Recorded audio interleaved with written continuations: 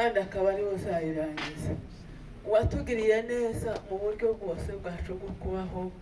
Pawulo yaravuze ngo Imana y'umwami wacu ngo ni nayo na se, ngo nishimwe yaduhaye imigisha yose, ngo y'ahantu ho mu ijuru amazi yiduhera mu mwana wayo. Ndagushimiye kuri uno munsi wa none ko ari uku nguku wabonye ngo ariko bimera. Ushimwe narakubwiye ngo wateguje tutabizi, wateguje uyu mubyeyi ko azaza kuvuka ahangaha, wateguje ko azabyara umuryango ungana gutya, wateguje ko azahura na Pawulo, wateguje ko azamuhereza uru rubyaro, wateguje ko azaza ahangaha nanjye tugahura. Ndagushimiye Imana kugira umuteguro utangaje. Ndagushimiye kuba muruhuye mwimanye umwanya yarahaye ataka nazaga ntuba ntaka mu buzima bwaje yaryama nkuba naye Uwiteka. Ndagushimiye kuba muruhuye. Ibyo twakubwiye warabikoze mwami. Yarambwiye ati ngaho ndiko numva indirimbo none nizo zamuherekeje wa Mana we. Yagiye muri paradizo ho mu ijuru, twebwe iwacu ni mu ijuru, niyo dutegereje umukiza ko azava uzaza guhindura imibiri yacu yo gucishwa bugufi kandi akayishushanya n'ubwiza bwiwe.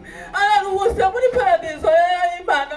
Ushimwe kuba mwakiriye, ushimwe kuba muruhuye, ushimwe ko akikijwe n'abana biwe.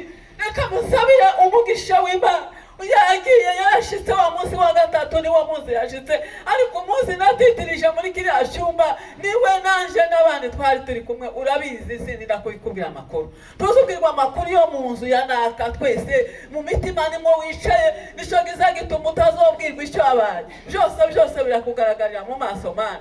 Ngaho gasanira aba bose barahanga baho umugisha kuko twabonye umwanya wo gutabara. Uyu ni umwanya mwiza waduhaye kugira ngo tuje kumuherekeza. Hari abenshi bataherekejwe n'abana, hari abana tutaherekeje, hari abatarabonye bene ibi birori mwami, ariko uyu mwana w'Imana kuko yagusenze cyangwa se kuba mutegurije ibyiza yabigezeho.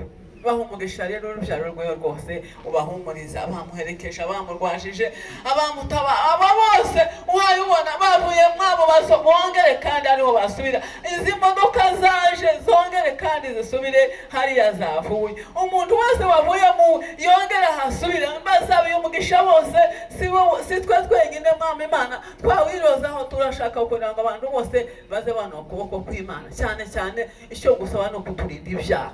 Ibyaha ni ubugome. Ibyaha Adamu wa mbere niwe waje kwanduza isi. Ntiwari warameye umwana w'umuntu gupfa, ntiwari warameye umwana w'umuntu kuruha, ariko Adamu wa mbere yazanye urupfu, Adamu wa kabiri azana ubugingo. Nicyo kiza gituma turuhuka kuko tutarenganya amatango. Narabikubwiye tugira aho tuzataha. Ngaho bane natwe tubane nawe. Duhereze mwami Imana kuzosoza natwe ingenzi zacu neza, kuko uyu nguyu yashoje titugira tumusabira ngo asoze yashiki kandi twaranezerewe kuko wamuruhuye. Bane natwe tubane nawe. Ni mu izina ryawe Data Imana yacu n'Umwana n'Umwuka wacu.